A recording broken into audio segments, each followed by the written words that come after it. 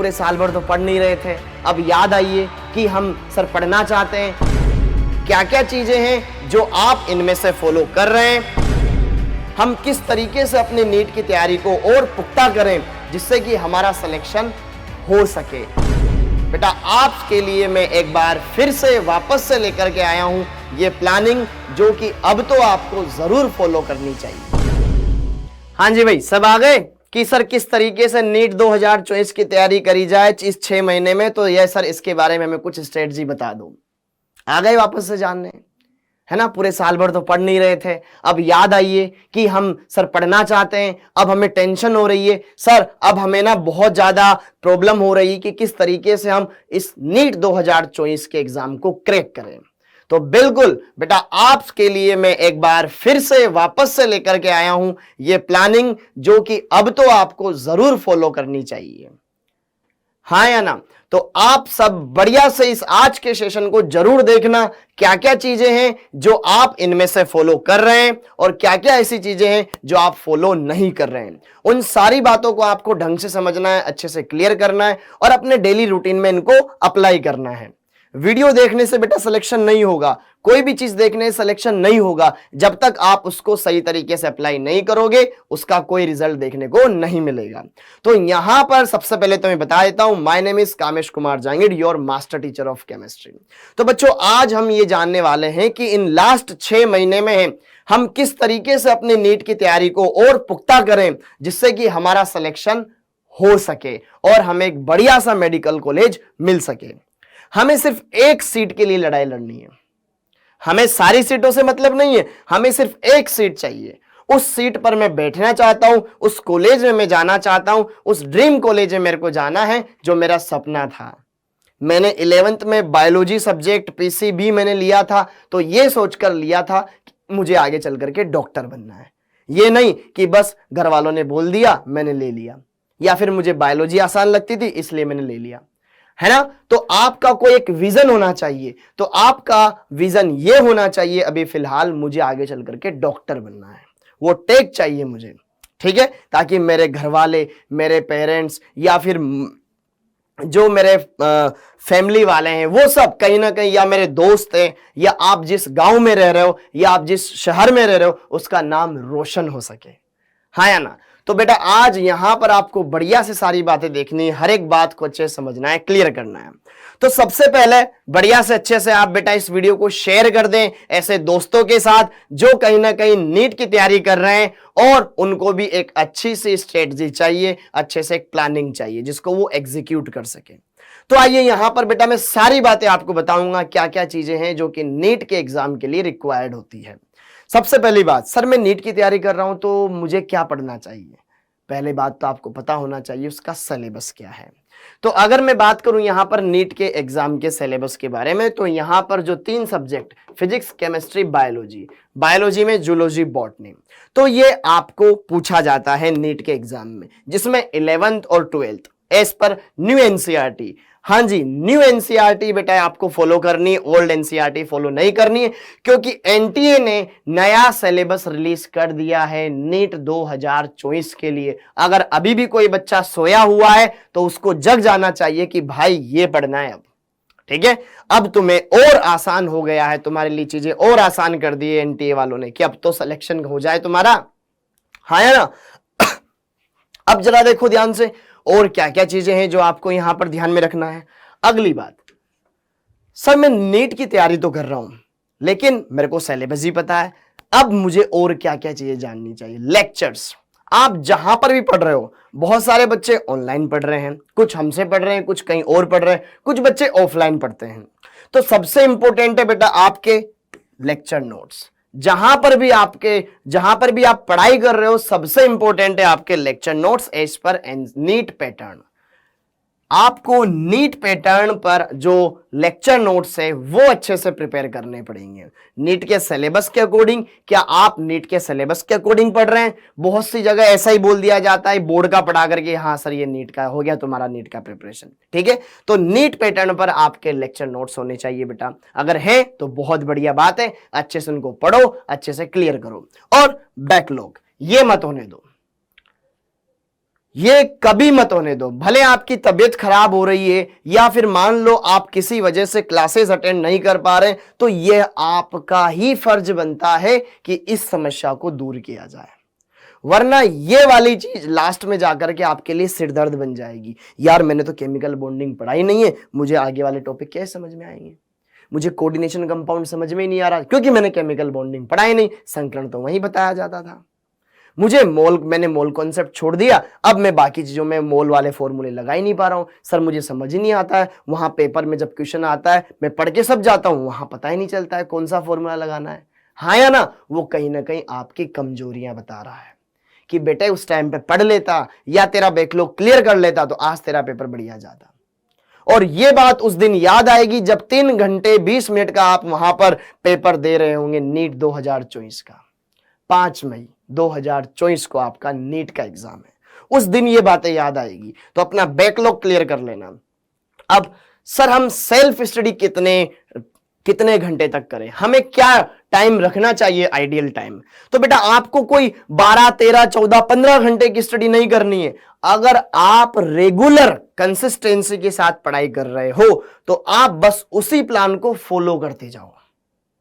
Okay, आपको कम से कम at least 8 घंटे तो अलग से सेल्फ स्टडी को देने ही पड़ेंगे, अपार्ट फ्रॉम क्लासेस, लेक्चर्स, उनके अलावा आपको 8 घंटे कम से कम देने पड़ेंगे बेटा। क्लियर?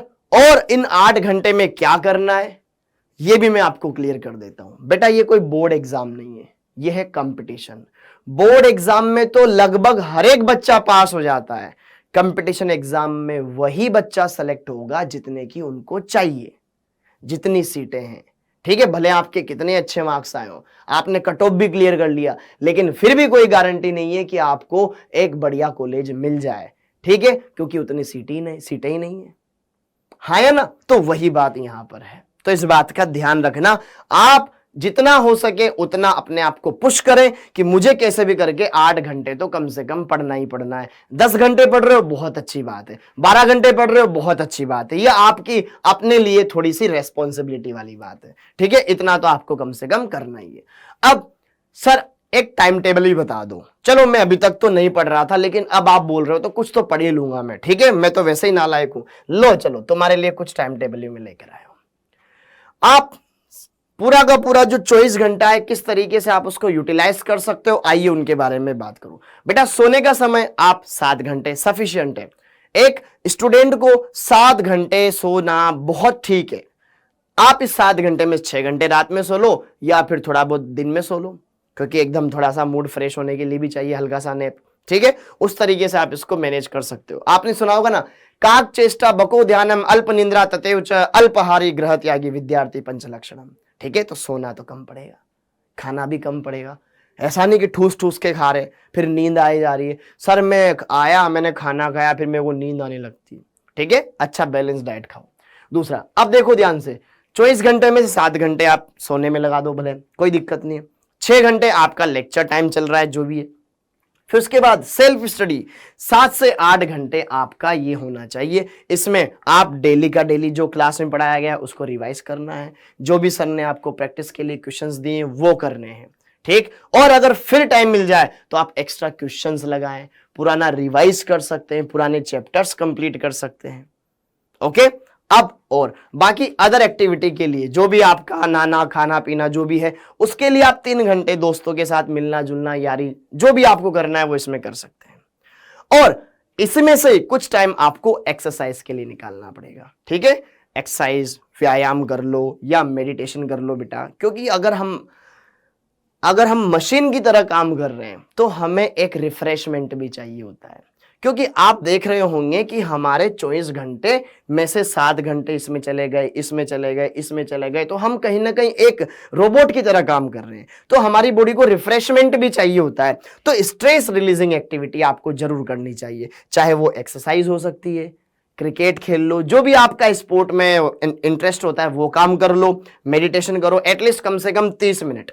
ठीक है, अब सर 30 मिनट में क्रिकेट कैसे खेलते हैं, तो आप इनमें से कैसे न कैसे मैनेज करो उस टाइम को। ठीक है, लेकिन आप इस टाइम को तो फॉलो करना ही करना, स्टिक होकर के, ये बात जरूर ध्यान रखें। अब सर मैं क्वेश्चंस कौन कौन से लगाऊं, तो जरा देखो ध्यान से, आप वो क्वेश्चंस लगाएं जो आपको टीचर्स बता रहे हैं, वो सब कुछ आपको प्रिपेयर करना है। सबसे पहले आपके होमवर्क, जो आपको टीचर्स होमवर्क देते हैं बेटा, उसको पूरी ईमानदारी से करना होगा, आपको ही करना होगा, आपका पड़ोसी नहीं करने आएगा। वहां पर आपको जो स्टडी मटेरियल प्रोवाइड किया जाता है वहां से क्वेश्चंस लगाने हैं। और पीवाईक्यूज, अगर मैं बात करूं नीट की, सर मुझे कितने सालों तक के पीवाईक्यूज लगाने चाहिए, तो बेटा आप कम से कम 2016 तक के, लास्ट 2016 से लेकर के 2023 तक के पीवाईक्यूज लगा लें, मोर देन सफिशिएंट है। बढ़िया से अच्छे से उनको प्रिपेयर कर सकते हैं। अब रिवीजन करने के लिए मुझे क्या करना चाहिए, रिवीजन में किस तरीके से करूं? रिवीजन आप अपने नोट्स, देखो जब टीचर पढ़ा रहा है तो आपका पूरा ध्यान टीचर के नोट्स पे ही होना चाहिए, लेकिन अब वो चैप्टर कंप्लीट हो चुका है, अब मेरे को रिवाइज करना है। तो हमें ये पता है कि यार जो नीट का एग्जाम आता है वो एनसीईआरटी बेस्ड आता है ना। तो जब रिवीजन करो तो आप एनसीईआरटी को जरूर पढ़ें लाइन बाय लाइन, वहां से आपका बहुत अच्छे से रिवीजन हो जाएगा। कुछ बातें अगर नोट्स में नहीं है तो वहां पर होगी, वो आप अच्छे से आपको फायदा देगी। अगली बात, टेस्ट। बहुत सारे बच्चे ऐसे हैं, तुम में से भी बहुत सारे बच्चे ऐसे होंगे जो वीडियो देख रहे हैं, सर मैं पढ़ता तो हूं लेकिन टेस्ट नहीं दे पाता हूं, सर मैं किसी वजह से टेस्ट नहीं दे पाया, सर मैं बिजी हो गया था उस दिन, सर मैंने सिलेबस ही कंप्लीट नहीं किया था। ऐसे तरह तरह के बहाने बनाते हैं। ये बहाना उस दिन बहुत भारी पड़ेगा। अगर तुम्हें पहले से प्रैक्टिस नहीं करनी है तो बेटा फिर वहां पे क्या करोगे? अगर विराट कोहली भी बेटा अभी वर्ल्ड कप का मैच खेल रहा है तो उससे पहले उनको प्रैक्टिस करवाई जाती है। ऐसा तो नहीं है ना कि तुमने आज मैच यहां इंग्लैंड के खिलाफ खेला, अब डायरेक्ट से अब साउथ अफ्रीका के खिलाफ खेलना, बीच में प्रैक्टिस करने की जरूरत नहीं नेट्स पर। उनको भी प्रैक्टिस करनी पड़ती है ताकि वो और बेटर हो सके और अच्छे तरीके से चीजें सीख सके। तो उसी तरीके से आपको भी टेस्ट तो देना ही पड़ेगा, ठीक है। आप क्लास टेस्ट जो आप दे रहे हैं, साथ के साथ mock test, apart from class test जो आपके रेगुलर क्लासेस में चल रहे हैं, आपको खुद से भी मॉक टेस्ट देना चाहिए। हर सब्जेक्ट में 30 क्वेश्चन सेलेक्ट कर लो भाई, स्टार्टिंग के 30 क्वेश्चन है, ठीक है, ओके। उनके एक साथ आंसर्स चेक लिखो बढ़िया से, फिर चेक करो कितने सही है कितने गलत है। ऐसे ही आपको हर एक सब्जेक्ट में करना चाहिए। मॉक टेस्ट आपको कंप्लीट सिलेबस का देने हो उसके भी दे सकते हो, ठीक है। खुद से ट्राई करो बेटा। हाँ जी, टेस्ट एनालिसिस। सर मेरे टेस्ट में नंबर नहीं बढ़ रहे हैं, मैं बहुत सी बार बढ़िया से कोशिश करता हूं लेकिन मेरे नंबर बढ़ ही नहीं रहे हैं। तो क्या आपने कभी उस टेस्ट पेपर को एनालिसिस किया, उसका एनालिसिस किया? देखो जो आपके क्वेश्चंस राइट है इसका मतलब वो तो आपको आते ही आते थे, तभी तो राइट है, मतलब ये टॉपिक तो आपका पढ़ा हुआ है। अब जो रॉन्ग हुए मतलब ये टॉपिक आपका वीक था, तभी तो गलत हुआ। और जो आपने स्किप कर दिया ये तो आपको बिल्कुल नहीं आता, मतलब आपकी कमी यही है। यही वो जो दो चीजें हैं जो आपका सिलेक्शन रोक रही है। इन दो चीजों पर अगर आप फोकस कर लोगे तो बेटा आप कहीं ना कहीं अपने रिजल्ट में बहुत ज्यादा सुधार देखोगे। यही चीज है जो आपकी हर बार हो रही है मिस्टेक। आप जो क्वेश्चन गलत हो रहे हैं उनको देख नहीं रहे हो, जो स्किप कर रहे हो, ठीक है ना यार ये कुछ क्वेश्चन तो आते हैं इसलिए जो हमसे नहीं बनते, ये मान के हम बैठे हुए हैं, हाँ है ना, मतलब हमारी किस्मत में इतना ही था, ये तो हमारी किस्मत में था ही नहीं, है ना, ये किस्मत के भरोसे हम बैठे हुए हैं। तो बेटा ये इस चीज पर काम क्यों नहीं करते हो? उनके सॉल्यूशंस देखो पेपर के बाद और फिर उनके डाउट्स को क्लियर करो कि अब तो मुझे ये करना ही करना है। तब ही आप 6 महीने में नीट क्लियर कर पाओगे, हर एक बच्चा नहीं कर पाएगा, हाँ या ना। इन चीजों पर फोकस नहीं करोगे तो। और अगली बात, और क्या क्या चीजें आपको करनी चाहिए, ये एक्स्ट्रा एक्टिविटी है, हाँ जी, जैसे कि शॉर्ट नोट्स। आपको शॉर्ट नोट्स बनाने चाहिए बेटा, सेल्फ मेड, खुद के ही होने चाहिए। शॉर्ट नोट्स खुद के ही होने चाहिए। शॉर्ट नोट्स क्या होता है सर? पूरे चैप्टर को 3 से 4 पेज में मैक्स टू मैक्स आपको कंप्लीट करना है। उसमें जो भी इंपॉर्टेंट चीजें हैं, जो भी इंपॉर्टेंट फॉर्मूला है, कुछ क्वेश्चन ऐसे होते हैं जो इंपॉर्टेंट होते हैं जिसमें बहुत बढ़िया कॉन्सेप्ट सर ने बताया हो, वैसे क्वेश्चंस को आपको उसमें लिखना होगा। कुछ एक्स्ट्रा पॉइंट बताया हो, कुछ की फीचर्स बताए, उनको आपको उसमें मेंशन करना है, ठीक है। जो आपको लगे कि यार ये मेरे को इंपॉर्टेंट है, ये मैं भूल जाता हूं, उसमें डाल दो और हाईलाइट कर दो उनको अच्छे से। अब अगली कहानी, क्योंकि हमें इस बैरियर को क्रॉस करना है। यह है आपका बैरियर। याद है आपको, हम केमिकल काइनेटिक्स में ग्राफ पढ़ते हैं, ठीक है। यहां पे क्रिया कारक है, अगर इनको उत्पाद में बदलना है बेटा तो इस ऊर्जा अवरोध को पार करना पड़ेगा, पोटेंशियल बैरियर। तो आपको अगर नीट का एग्जाम क्रैक करना है तो यह मिनिमम स्कोर आपको क्रैक करना पड़ेगा, है ना। थ्रेशोल्ड एनर्जी आपने पढ़ा होगा ना कि क्रियाकारक अणुओं की वह न्यूनतम ऊर्जा जो उनको ऊर्जा अवरोध तक पहुंचने के लिए आवश्यक होती है। तो अगर आपको यहां से यहां तक जाना है तो आपको जो रिक्वायर्ड एनर्जी होती है वो होती है थ्रेशोल्ड एनर्जी, दहली ऊर्जा। तो आपके लिए ये मिनिमम स्कोर है। सर मेरे तो ना इतने नंबर आ रहे हैं, मेरे तो इतने नंबर आ रहे हैं, मेरे को इतने नंबर और कैसे लेना है? तो बेटा ये होती एक्टिवेशन एनर्जी। तो आपको अगर आपके 550 नंबर आ रहे हैं, आप और कोशिश करो यहां तक पहुंचने की। कोई जनरल कैटेगरी का है तो बेटा आप 630 प्लस नंबर लेके आओ तो ही आपको बढ़िया मेडिकल कॉलेज मिल पाएगा। जनरल ईडब्ल्यूएस 625 प्लस माइनस 5 ऊपर नीचे, ओबीसी के लिए भी सेम यही, और एससी एसटी वालों के लिए बेटा 550 750 मतलब 550 से 570 और यहाँ पर 520 से 530 की रेंज में इनको मिनिमम नंबर, इतने नंबर तो लाने ही लाने हैं ताकि ये अपने लिए एक कॉलेज को पुख्ता कर सके, हाँ अब मुझे मिल जाएगा। ठीक है, ये श्योरिटी इस बात की। ओके, अगर नहीं कर रहे हो तो करो, क्योंकि बेटा सिलेक्शन होगा तो आपका होगा, नहीं होगा तो आपका हो, आपका नहीं होगा। दुनिया तो तब भी आगे बढ़ेगी। ठीक है, दुनिया आपके भरोसे नहीं रुकेगी। आप डॉक्टर नहीं बनोगे तो आपकी जगह कोई और बनेगा, है ना। दुनिया का तब भी भला होगा, देश की सेवा तब भी होगी। भाई आपने ठाना है कि मेरे को तो देश की सेवा करनी है। अगर आप डॉक्टर नहीं बन पाए तो आपकी जगह कोई और बनाए, वो सीट तो तब भी भरेगी। अगर आपको चाहिए मेरे को ही बैठना है उस सीट पे तो मेहनत तो आपको ही करनी पड़ेगी। समझ में आया बेटा? तो इन चीजों को जरूर फॉलो करो। सर अब मैं करूं कैसे? मेरे पास तो न कोई कोर्स है, न कोई मेरे पास स्टडी मटेरियल है, मेरे पास कोई गाइडेंस नहीं है। तो आओ ना यार, एक अच्छी सी उड़ान भरने के लिए एक बढ़िया सा बैच चाहिए जिसका नाम है उड़ान बैच, जो कि स्टार्ट हो रहा है बेटा 15, जो स्टार्ट हो चुका है, वैसे ही आप लेट हो चुके हो, 15 अक्टूबर। ठीक है, इसमें मैंने केमिस्ट्री में लगभग 1.5 चैप्टर कवर करवा दिए हैं, अभी स्टार्टिंग चल रहा है। तो आप अगर आप अब भी ज्वाइन करते हो तो आपको बहुत अच्छा फायदा मिलने वाला है बेटा। ठीक है, फिर सोचोगे अब तो सर हम ना वन शॉट वीडियो का वेट कर रहे हैं। सर आप यूट्यूब पे वन शॉट लेके आते हो ना, उनसे पढ़ लेते हैं। बेटा वो रेगुलर थोड़ी ना आते हैं। यहां पर कंप्लीट अगर आप पढ़ाई कर रहे हो तो ये ज्यादा वैल्यू रखती है ना, वरना तो फिर सब 30 दिन में पढ़ के सेलेक्ट हो जाते। पूरा क्यों सरकार पूरे 10 महीने तक पढ़ाती है फिर एग्जाम लेती है? भाई 1 महीने में हो जाए तो फिर तो बात ही अलग है ना।